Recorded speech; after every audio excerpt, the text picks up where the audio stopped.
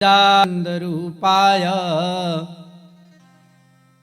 विश्वोत्पत्त्यादिहेतवे तापत्रयविनाशाय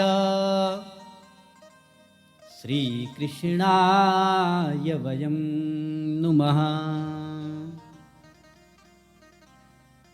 सच्चिदानंद रूपाय, जिस भगवान की आप कथा श्रवण कर रहे हैं उस भगवान की क्या है, स्वरूप कैसा है। सबसे पहले बोला स्वरूप कैसा है। यदि वह दिव्य उसका स्वरूप है तो उसके अंदर इको थोड़ा ज्यादा हो रहा है, तो उसमें सामर्थ्य क्या है। यदि उस भगवान का स्वरूप अच्छा है तो सामर्थ्य क्या है, और यदि सामर्थ्यवान है तो स्वभाव कैसा है। स्वरूप, सामर्थ्य और स्वभाव। जिस भगवान की आप दिव्य कथा सुन रहे हैं उस भगवान का स्वरूप, स्वभाव और सामर्थ्य क्या है उस प्रभु के अंदर। सच्चिदानंद रूपाय, सबसे पहले भगवान वह क्या है, सत हैं। दूसरा क्या है, वह प्रभु चित हैं। और तीसरा वही प्रभु आनंद हैं। सत घन चित घन आनंद स्वरूप परमात्मा हैं वह। अब आप कहेंगे सत क्या हुआ और चित क्या हुआ और आनंद क्या हुआ। सत किसे कहते हैं, चित किसे कहते हैं और आनंद किसे कहते हैं। सत उसे कहते हैं जो आदिकाल में भी था और अंत में भी रहेगा और अभी भी जो चल रहा है, जिसका कभी विनाश नहीं होता है, वह सत है। अब जैसे हमारा और आपका शरीर सत है कि असत है। जैसे हमारा और आपका शरीर असत है। कैसे? जब हमारा यह शरीर नहीं था, मां के गर्भ में भी नहीं आया था, तब भी भगवान की सत्ता सर्वदा थी। जब यह शरीर मां के गर्भ से इस धराधाम पर आया और यह शरीर अभी चलता फिरता है, तो भगवान की सत्ता सर्वदा अभी भी है। और वही शरीर जब शमशान में दग्ध होकर के राख हो जाएगा, फिर भी भगवान की सत्ता सर्वदा सदा रहेगी। जैसे सूर्य नारायण भगवान सत स्वरूप हैं। हमारा और आपका शरीर असत है, लेकिन इसमें जो आत्मा रूपी वह भौरा है वह सत्य है। जैसे शरीर है क्षिति जल पावक गगन समीरा और पंच रचित यह अधम शरीरा। हाथ भी वही, पांव भी वही, नेत्र भी वही, शरीर पड़ा है। परिवार वाले रोने लगते हैं, बोला चला गया। अरे शरीर तो यहीं पड़ा है ना, क्या गया। हाथ है, आंख है, पांव है उस व्यक्ति पर, क्या गया। अरे बोला चला गया। क्या गया? उसके अंदर जो बैठा वह आत्मा तत्व प्राण के रूप में था, वह प्राण पखेरु उसका उड़ गया तो वह शरीर शव हो गया। तो भगवान की सत्ता सर्वदा सदैव है। जैसे भगवान सूर्य नारायण, जब हमारा यह पंच भौतिक शरीर नहीं था तब भी भगवान सूर्य नारायण उदित होते थे। यह शरीर अभी है, भगवान सूर्य नारायण उदित हो रहे हैं। और यह शरीर राख हो जाएगा तभी भी भगवान की सत्ता सर्वदा सूर्य नारायण की सदा रहेगी। बोलो श्री सूर्य नारायण भगवान की जय हो। संसार जैसा दिखता है ना वैसा है नहीं। आपने अनुभव किया होगा, संसार जैसा दिखता है वैसे है नहीं। हमने ठीक विपरीत कर दिया है। कैसे? मन देना चाहिए हमको प्रभु को, और शरीर संसार वासियों को। तो हमने क्या कर दिया? मन तो हमने ठीक विपरीत कर दिया। मन हमने दे दिया किसको? संसार वासियों को। और शरीर से तो कुछ होता नहीं है। तो इसीलिए कि सत्य कहिए जो बिन से नाही, चित चैतन्य सकल जग माही। सब घट में जो करे आनंदा, ताको नाम सच्चिदानंदा। बोलो श्री सच्चिदानंद भगवान की जय हो। सत्य कहिए जो चित्त से नाही, जिस परमात्मा के सत स्वरूप होने से प्राणी मात्र की चलने में सामर्थ्य प्राप्त होती है, बोलने में, सुनने में। और क्या कहा? समस्त देहधारियों को जो परमात्मा चेतनता प्रदान कराता है। बोलने की शक्ति किसने दी? प्रभु ने। चलने की सामर्थ्य किसने दी? प्रभु के द्वारा हमें प्राप्त हुई है। लाखों हजारों का यह, करोड़ों का यह शरीर है हमारा। सुंदर 2 नेत्र हैं, 2 हाथ हैं, 2 पांव हैं, सोचने की शक्ति है, चलने में सामर्थ्य है। लेकिन कभी हमने उस परमात्मा को धन्यवाद नहीं दिया। और संसार का जीव यदि 1 गिलास पानी दे देना तो धन्यवाद कहते हैं। भगवान हंसते हैं कि अरे यह तू जो संसार है ना, यह कठपुतली के समान मैंने तुझे भेजा है, और तुम क्या भूल गए हो? मेरा चिंतन कर, मेरा मनन कर। लेकिन फिर जीव भूल जाता है, और फिर वह पुनरपि जननम पुनरपि मरणम। जब तक भगवान का बोध नहीं होगा, ज्ञान नहीं होगा, तब तक जीव का पुनर्जन्म होता ही रहेगा। और जब भगवान का चिंतन मनन स्मरण हो जाएगा तो फिर यह शरीर नासतो विद्यते भाव, ना भाव विद्यते सतः। भगवान के चरणों से जब प्रेम हो जाएगा, संसार का जीव को बोध हो जाएगा, माया का यह बोध हो जाएगा, तब जाकर के वह भगवान के धाम का अधिकारी है। बोलो भागवत भगवान की जय हो। अब चित्त क्या है? जिसके द्वारा हमें चेतनता प्राप्त होती है। यह गर्म है कि यह ठंडा है? जिसके द्वारा यह बोध होता है कि यह सत्य है, यह असत्य है। जिसके द्वारा हमें ज्ञान हो जाता है कि हम जो कार्य कर रहे हैं वह अच्छा है कि बुरा है। यह किसको पता है? मन को मालूम है। संसार में स्वयं को और परमात्मा को दूसरा व्यक्ति का स्वभाव कोई जानता ही नहीं है।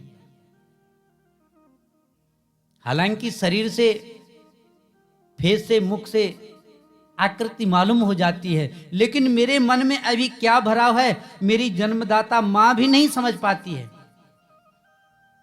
यह कौन समझता है? मेरा मन, और दूसरा परमात्मा, तीसरा तो कोई समझता ही नहीं है।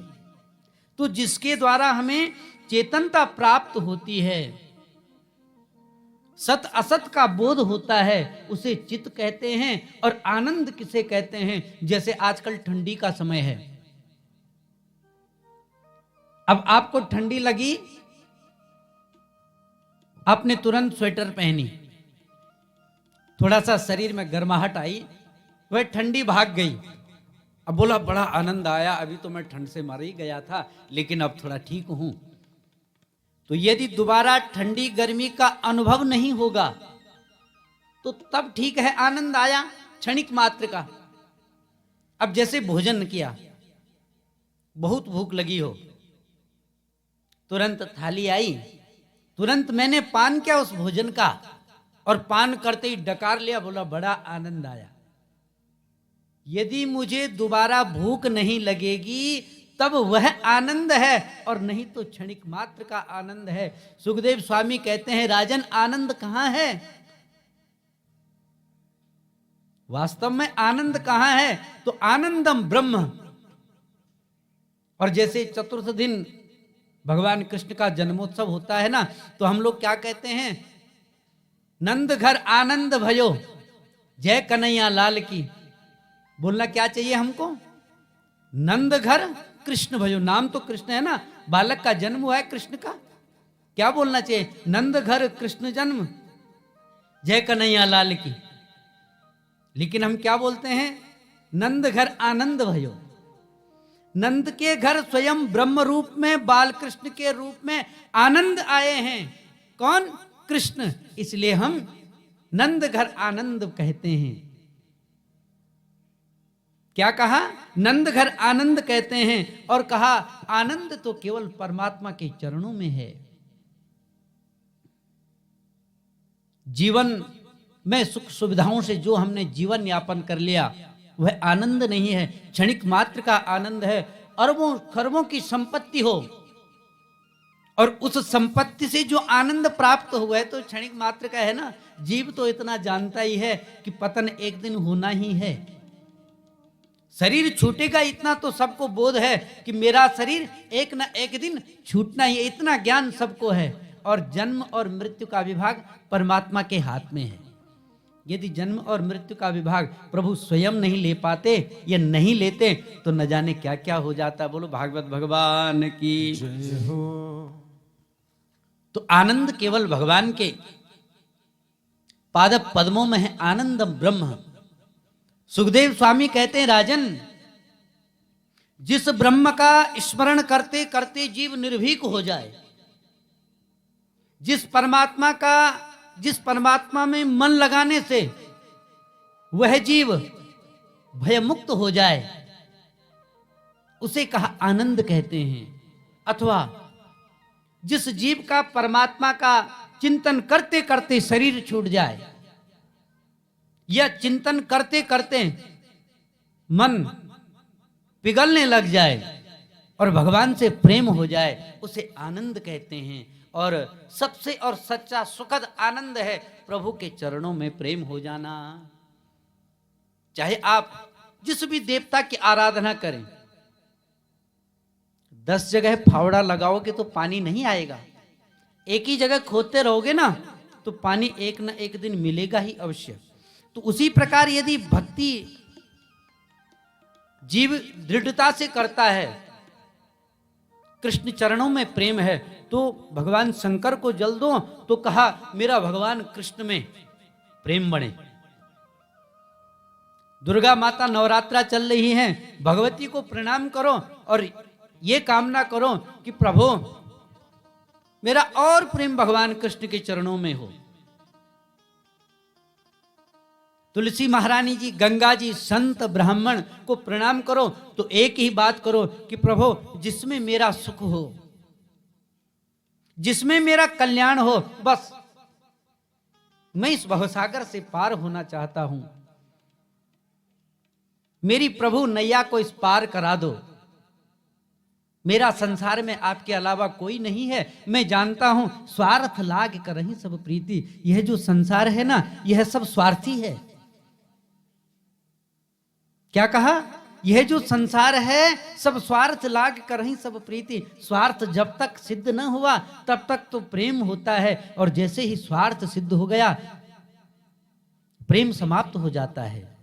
और आप तो अनुभवी लोग हैं, जानते हैं कि क्या है ये संसार, कैसा है। तो कहा जिस ब्रह्म का चिंतन करते करते जीव निर्भीक हो जाए, ऐसे भगवान श्री कृष्ण के पाद पद्मों में हम सब मिलकर के प्रणाम करते हैं। बोलो भागवत भगवान की जय हो। यह तो है भगवान का स्वरूप, सत्य, चित्त और आनंद। अब सत्य, चित्त, आनंद भगवान स्वरूप हैं। अब भगवान के सामर्थ्य क्या है? विश्वोत्पत्त्यादि हेतवे,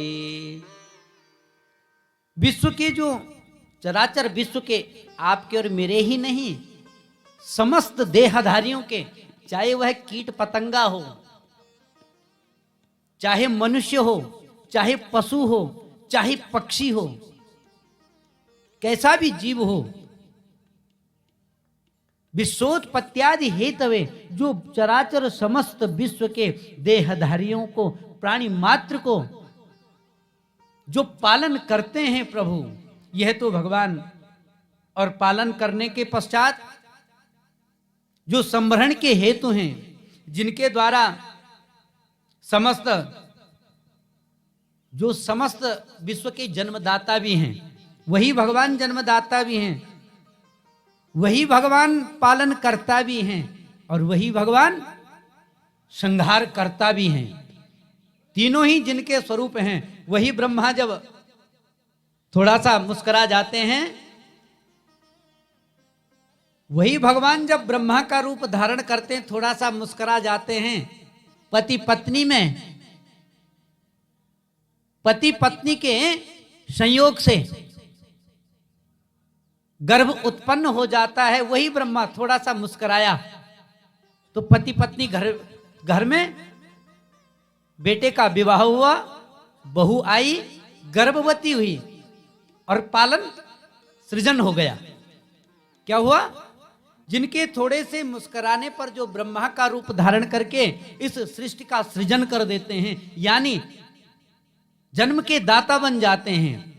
और वही प्रभु थोड़ा सा गंभीर मुद्रा में हो जाते हैं ना, वही ब्रह्मा का रूप धारण करके भगवान विष्णु बन जाते हैं। और वही भगवान भ्रुकुटी विलास सृष्टि लय होई।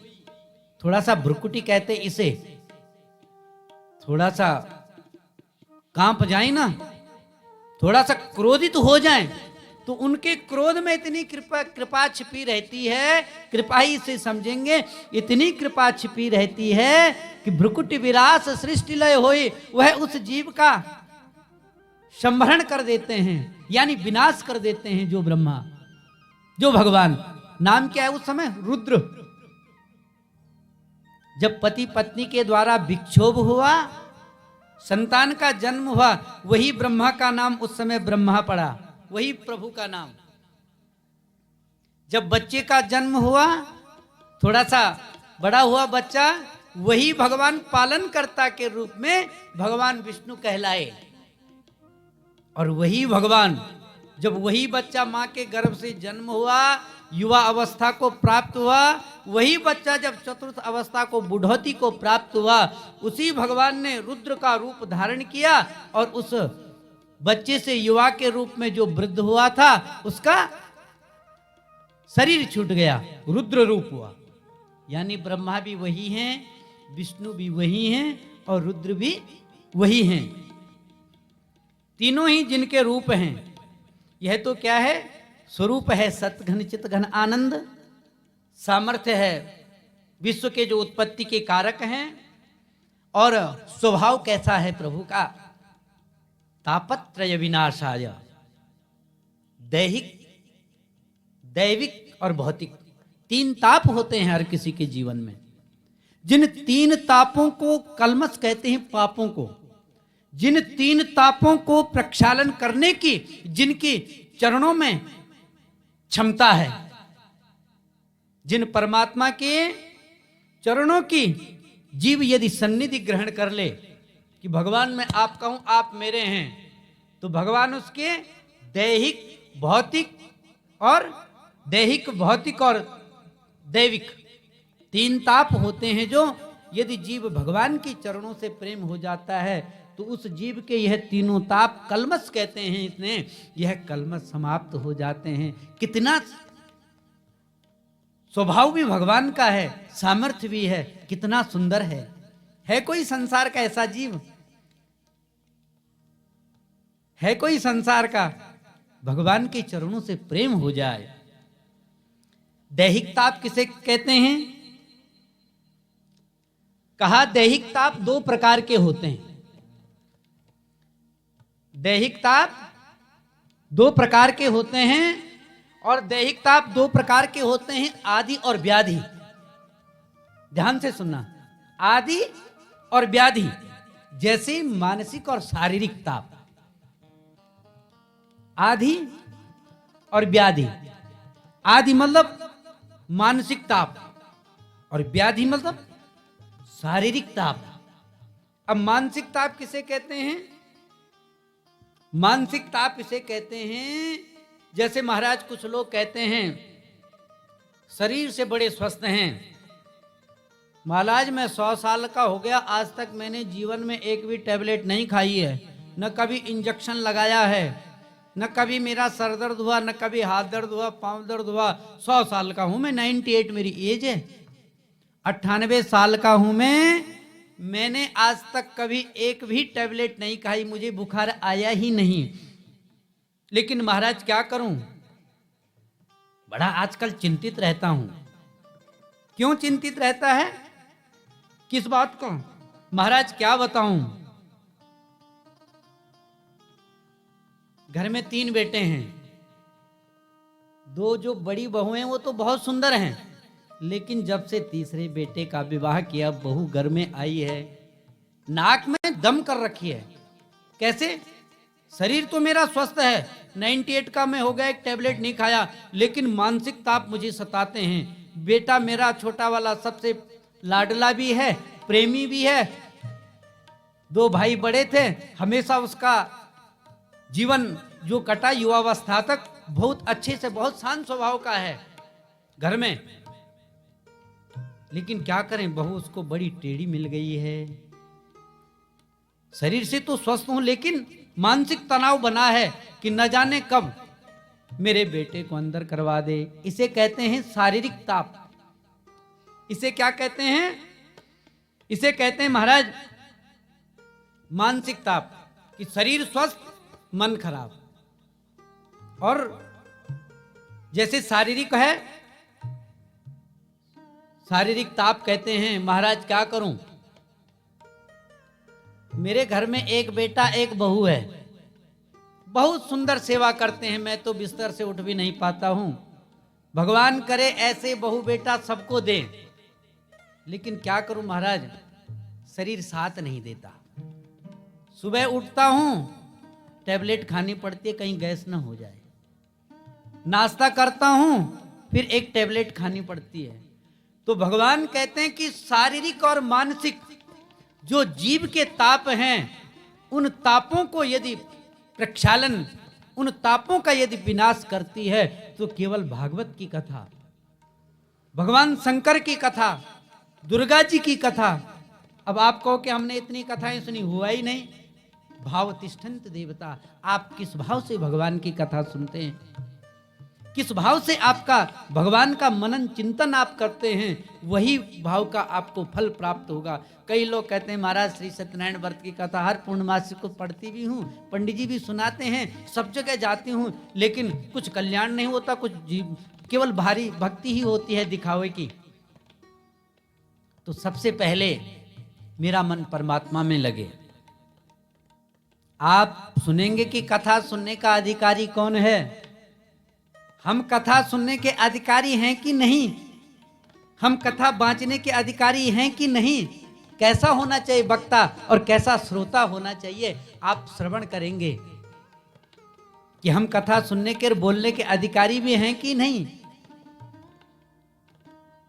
तो जिनका स्वरूप भी सुंदर, और महाराज तीनों तापों को, दोनों तापों को, मानसिक और शारीरिक ताप समाप्त करने की जिस परमात्मा के चरणों से यदि प्रेम हो जाए तो दोनों ताप समाप्त होते हैं।